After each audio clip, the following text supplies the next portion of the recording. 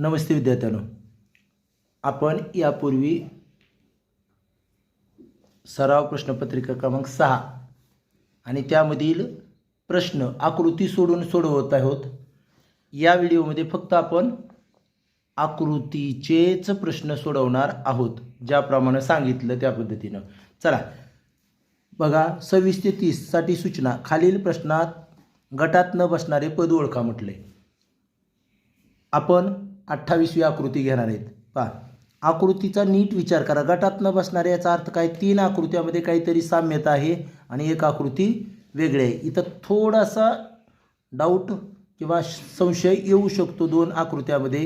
हे बघा, हे आतल्या बाजूला आहे, हे जो चौकोन आहे त्या आतल्या बाजूला रिकामा भाग आहे। इथं पण आतल्या बाजूला रिकामा भाग आहे, इथं मात्र बाहेरच्या बाजूला आहे, इथं पण आतल्या बाजूला आहे। म्हणून पर्याय क्रमांक 3 उत्तर येतं। परंतु काही जणांना वाटतं की पर्याय क्रमांक 2 पण येऊ शकतं। का? तर इथं रंगवलेलं आहे नाही, इथं पण रंगवलेलं नाही आणि इथं पण नाही, मधली आकृती याच ठिकाणी रंगवलेलं आहे, असं सुद्धा वाटू शकतं। त्यांचं 100% चूक नाही, परंतु मोठा डिफरन्स जो आहे, फरक, तो बाहेरच्या बाजूला आकृती आहे। म्हणून पर्याय क्रमांक 3 आला लक्षात। या ठिकाणी जरी क्षुल्लक अशी म्हणजे काही चूक असली तरी फायनल परीक्षेमध्ये अशा प्रकारचे प्रश्न येत नाहीत। चला यानंतर पाहूया प्रश्न क्रमांक 30। फक्त आकृतीचे प्रश्न पाहतोय आपण। आपल्याला गटात न बसणारच पाहिजे। तर इथं पाहिलं तर पहा, या ठिकाणी स्वस्तिक चिन्ह तयार करतात तसं आहे, पण स्वस्तिकला एक विरुद्ध आणि एक हे आहे। इथं मात्र एकाच बाजूला दोन्ही आहेत। आणि इथं बघा या ठिकाणी चौकोनासारखा भाग तयार होतोय, इथं पण हा चौकोनासारखा भाग तयार होतोय, इथं मात्र होत नाही। आणि स्वस्तिक ज्या पद्धतीनं असतं त्या पद्धतीने दिलेलं आहे, आणि या ठिकाणी पण स्वस्तिक तयार होत नाही। मग 4, 2 आणि 1 मध्ये स्वस्तिक तयार होत नाही, फक्त 3 मध्ये, म्हणून हे वेगळं पद आहे। आलं लक्षात? पर्याय क्रमांक 3। यानंतर आपण पाहूयात पुढील आकृती। पहा, पण काय आहे, काय करायचं ते कळलं पाहिजे अगोदर। 31 ते 34 प्रश्नासाठी सूचना आहे। खालील प्रश्नातील मालिकेत प्रश्नचिन्हाच्या जागी कोणते पद येईल? इथं पहा, 33वा प्रश्न पाहणार आहेत आपण। या ठिकाणी प्रश्न आकृत्या दिलेल्या आहेत। हे बघा, हे खालच्या बाजूला रंगवलेलं गोल आहे। ही आकृती काय केली? घड्याळाच्या दिशेने फिरवली, घड्याळाच्या 90 अंशात फिरवली की अशी तयार झाली, आणि रंगवलेलं होतं ते न रंगवलेलं ठेवलं। पुन्हा अजून घड्याळाच्या दिशेने फिरवली 90 अंशात, हे पुढच्या बाजूला आलं, पण न रंगवलेलं होतं ते रंगवलेलं आहे। पुन्हा आणखी आपल्याला घड्याळाच्या दिशेने फिरवायला लागेल, उभी रेष येईल आणि हे खालच्या बाजूला येईल। उभी रेष इथं आहे, इथं आहे, हे 2 तर कटल्या, खालच्या बाजूला येईल, इथं पण आहे, इथं आहे, पण रंगवलेलं आहे, बिन रंगवलेलं असलं पाहिजे। अशा पद्धतीनं पर्याय क्रमांक 2 हे उत्तर येणार आहे। आलं लक्षात? यानंतर पहा, प्रश्न क्रमांक 37 आणि 38 साठी सूचना आहे। प्रश्न आकृतीशी तंतोतंत जुळणारी आकृती पर्यायी आकृत्यातून निवडा। हे पहा, अशा प्रकारचे प्रश्न आपण नवोदयमध्ये सोडवलेले आहेत, आणि फायनल परीक्षेमध्ये सुद्धा 4 प्रश्न असे आले होते। मग आपल्याला इथं पाहावं लागेल, प्रश्न आकृती या ठिकाणी दिलेली आहे, 4 आकृत्या दिलेल्या आहेत। पहा, तर काय सुरुवातीला बघणार तुम्ही? वरच्या बाजूला रंगवलेला प्रश्न आकृतीत आहे, तर पर्याय 1 मध्ये आहे, 2 मध्ये आहे, 3 मध्ये नाही, म्हणून 3 पर्याय कटला, 4 मध्ये पण आहे। दुसरं काय पाहणार तुम्ही? या भागात गुणाकाराचं चिन्ह आहे का बघूया। 1 मध्ये आहे, 2 मध्ये आहे, 3 बघायचं नाही, 4 मध्ये नाही, म्हणून 4 कटला। आता 1 आणि 2च राहिलेत। आता 1 आणि 2 मध्ये बघूया, इथं वर्तुळ आहे मध्यभागी, मग इथं चौकोन आहे आणि इथं वर्तुळ आहे। हे चौकोन आहे म्हणजे चौकोन असलेला कटला, म्हणजे उत्तर आलं पर्याय क्रमांक 2।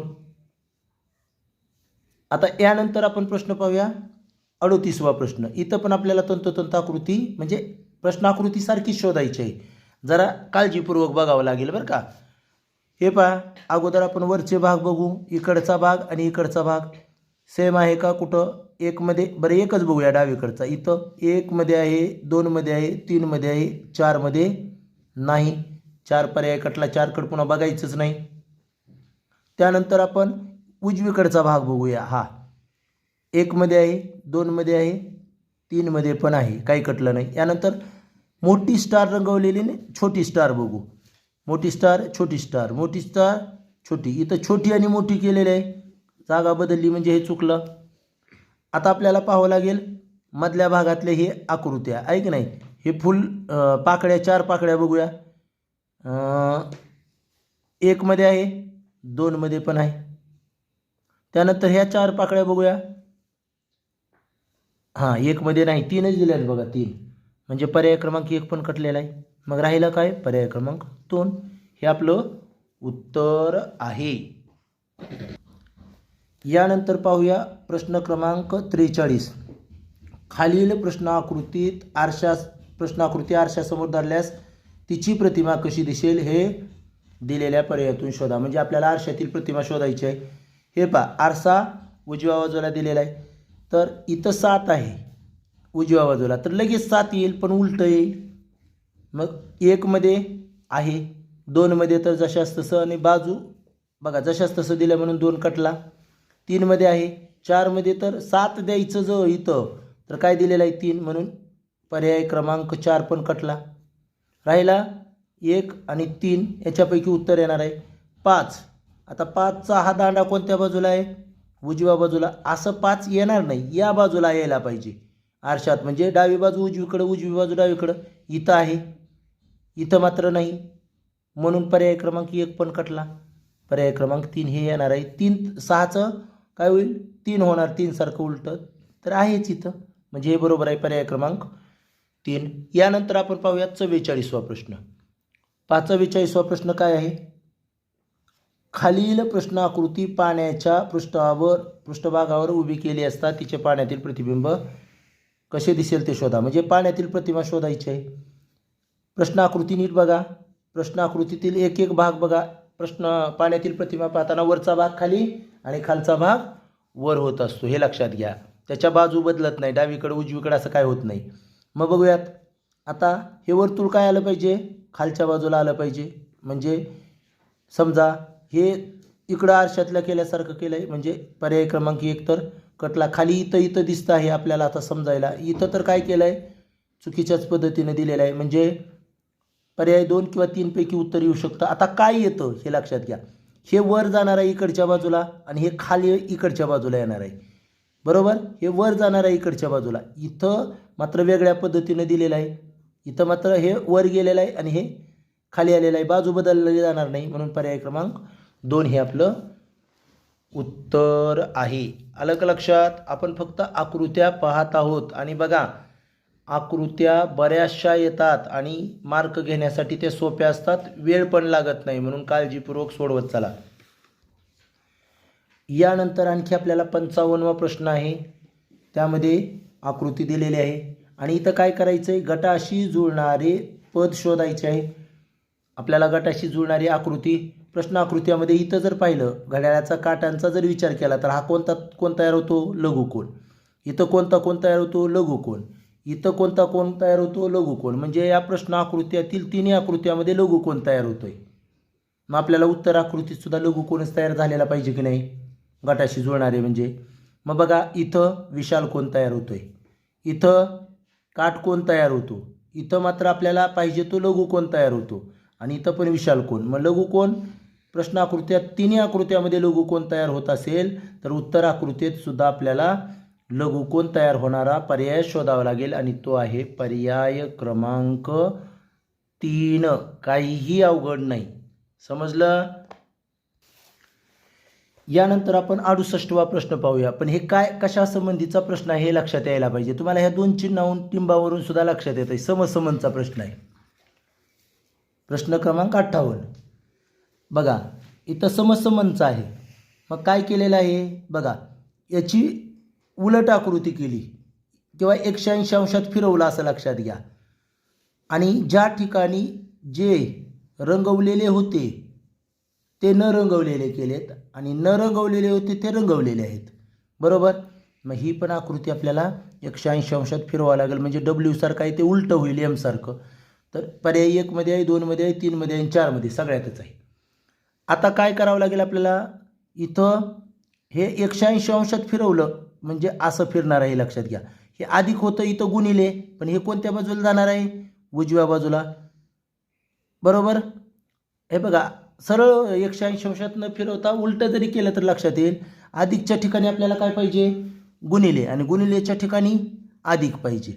मग बघा इथं जर पाहिलं आपण तर कडेला अधिक होतं तर तिथं गुणिले पाहिजे. मग या ठिकाणी गुणिले आहे. त्यानंतर आणखी एका कडेला गुणिले होतं तर अधिक पाहिजे. तर बघा इथं आहे गुणिले अधिक आणि मध्ये काय आहे अधिक गुणिले. तर अधिकच्या जागी गुणिले आणि गुणिलेच्या जागी अधिक हे पण आहे. तुम्ही म्हणाल पहिलं नाही का, तर पहिलं पहा मध्ये मध्ये जर पाहिलं आपण तर इथं चिन्ह काय केलेले आहेत जशास म्हणजे योग्य पद्धतीनं बदललेली नाहीत. आणि म्हणून बघा दोनमध्ये काय मध्ये दोन्ही पण अधिक दिलेले आहेत येत नाही. आणि इथं पण मग एकाच पाठोपाठ दोन्ही काय केलेले आहेत गुणिले दिलेले आहेत म्हणून येत नाही. कोणतं येतं आहे पर्याय क्रमांक 3 हे उत्तर बरोबर आहे. आणखी जर या प्रश्नाचा विचार केला तर एक गोष्ट लक्षात येईल की बघा पाण्यातील प्रतिमा केले आणि जर चिन्ह बदलले तर पर्याय क्रमांक 3 येतं. आणि जर 180 अंशात फिरवून जर चिन्ह बदलली का तर पर्याय क्रमांक 1 सुद्धा येऊ शकतो.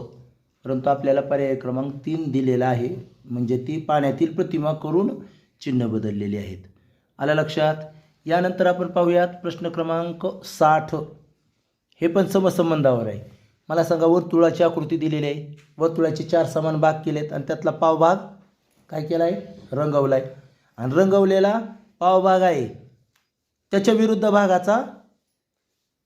भागाचा भाग काढून टाकला आहे. आता इथं पण चौरस दिला आहे. चौकोनाचे 4 भाग केलेत आणि त्याचा एक भाग रंगवला आहे. तरी जो रंगवला आहे त्याच्या विरुद्ध बाजूचा म्हणजे इथला निघून जायला पाहिजे. बरोबर इथला निघून जायला पाहिजे. मग इथं इथला निघून गेला आहे म्हणून नाही. इथं बरोबर येतं आहे. हे खालचा भाग निघून गेलेला आहे आणि हा तर जो रंगवला आहे तोच निघून गेलेला आहे.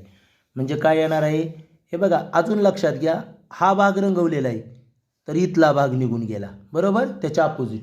मग हा भाग रंगवलेला आहे तर इथला निघून गेला पाहिजे. असं कुठं आहे पर्याय क्रमांक 2. उत्तर येणार आहे पर्याय क्रमांक 2. यानंतर पाहूया प्रश्न क्रमांक 74. खालील प्रश्न आकृती आरशासमोर धरल्यास तिची प्रतिमा म्हणजे बघा डबल आरशातील प्रतिमा आलेला आहे आणि इथं पाण्यातील प्रतिमा सुद्धा डबल आलेला आहे. पाहूयात आरशातील प्रतिमा म्हटल्यानंतर उजवी बाजू डावीकडं डावी बाजू उजवीकडं. तर आता सुरुवातीला आपल्याला हे वरचा भाग वर्तुळ उजव्या बाजूला आलं पाहिजे. डाव्या बाजूचं न रंगवलेलं इथं आहे पण ह्याचा भाग खालचा भाग वेगळा दिसतोय. बरोबर आहे का. इथं आहे पण खालचा भाग वेगळा दिसतोय. चला तरी पण बघूया. इथं पण आहे समजूयात. इथं पण आहे आकार वेगवेगळे दिसत आहेत समजा पण रंगवलेलं इकडेच येणार आहे. बरोबर इथं पण आहे असं समजूयात पहिल्यांदा काय हरकत नाही. चला इथलं कटणारच आहे तुमच्या लक्षात घ्या. का कटणार आहे ही आकारच वेगळा दिलेला आहे इथं म्हणजे पर्याय क्रमांक 1 तर येणार नाही. आकार बघा पर्याय थोडेसे पुढं गेलेत. त्यानंतर आपण पाहूयात हा रंगवलेला भाग इकडच्या बाजूला जाणार आहे उजवीकडचा डावीकडं. मग याच्यामध्ये गेलेला आहे. इथं पण आहे आणि इथं पण आहे. आता हा भाग उजवीकडे आहे तो डावीकडे गेला पाहिजे पण हा रंगवलेला भाग इथं बघा हे उलटा झाला पाहिजे. मग पर्याय क्रमांक 1 मध्ये आहे तसं 1 नाही 2 मध्ये आहे 3 मध्ये आहे 4 मध्ये सुद्धा आहे. आता वरचा हा अर्धा चंद्र बघूयात डोक्यावरचा चंद्र. तर हा उलटा दिलेला आहे 2 मध्ये. उलटा कसा होईल काय पाण्यातला आहे का ते खाली आलं असतं तरी पण. त्यानंतर इथं आहे. त्यानंतर आपण काय पाहणार समजा इकडचा भाग हा इकडच्या बाजूला जाईल तर इथं पण आहे आणि इथं पण आहे. त्यानंतर आपल्याला पाहावं लागेल हे कान असलेले भागासारखे हे वर्तुळ हे या ठिकाणचे 2 मग तसेच इकडच्या बाजूला आहेत तर इकडं झुकलेले दिसले पाहिजेत. तर इथं पण दिसत आहेत इथं पण दिसत आहेत. मग आता काय बघावं लागेल याच्यातली चिन्ह खालचे इकडं अधिक आहे का काय मला तर काही नीट दिसत नाही. ते चिन्ह उजव्या बाजूचं डाव्या बाजूला आणि डाव्या बाजूचं उजव्या बाजूला होईल. असं कुठं आहे पर्याय क्रमांक 4 मध्ये. इथं मात्र काय केलं आहे जशास तसंच दिसतंय ना म्हणून पर्याय क्रमांक 3 पण येणार नाही. पर्याय क्रमांक 4 हे आपलं उत्तर असणार आहे. यानंतर 75वा प्रश्न आहे. खालील प्रश्न आकृतीत प्रश्न आकृती पाण्याच्या पृष्ठभागावर उभी केली असता तिचे पाण्यातील प्रतिबिंब कसे दिसेल बघूयात. अर्जुन लिहिले, खाली आरसा दिलेला आहे. तर बघा उलट होईल. अगोदर ही रेषा बघायची, खाली आलेली असेल, खाली आली, खाली आली, खाली आलेली आहे. इथं पण खाली आलेली आहे. पण ही रेषा तुटक आहे का रे कुठंतरी? आहे का तुटक? का इथं तुटक आहे. पर्याय क्रमांक 4 कटला. त्यानंतर आपण बघू उलट आहे, उलट आहे, उलट आहे. त्यानंतर ज आणि त्याला उकार आणि रफार. हे बघा ज इथं पण आहे, बरोबर, इथं पण आहे. पण उकार इथं बघा, उकार असा आहे तर उकार कसा पाहिजे? असाच पाहिजे. इथं उकार कसा दिलेला आहे? उलट्या दिशेला, म्हणून एक पर्याय कटला. आता रफार बघूया. रफार इकडच्या दिशेने नाही तर इकडच्याच दिशेने रफार असला पाहिजे. इथं उलटा केलेला आहे म्हणून पर्याय क्रमांक 2 पण कटला. म्हणजे पर्याय क्रमांक 3 हे आपलं उत्तर आहे. आलं लक्षात? अशा पद्धतीनं आपण आज या प्रश्नपत्रिकेमध्ये दिलेल्या सर्व आकृत्यांचे स्पष्टीकरण पाहिलेलं आहे. हे पहा, तुम्हाला जर मार्क वाढवायचे असतील तर आकृत्या चुकल्या नाही पाहिजेत आणि सोप्या सोप्या असतात. थोडंसं काळजीपूर्वक बघणं गरजेचं आहे आणि पेपर पण लवकर होतो आकृत्यामुळं, वेळ लागत नाही जास्त. तर काळजीपूर्वक सोडवत चला, मार्क वाढवत चला आणि नवीन वर्षामध्ये अभ्यास थोडा वाढवा. आपण या ठिकाणी थांबूयात.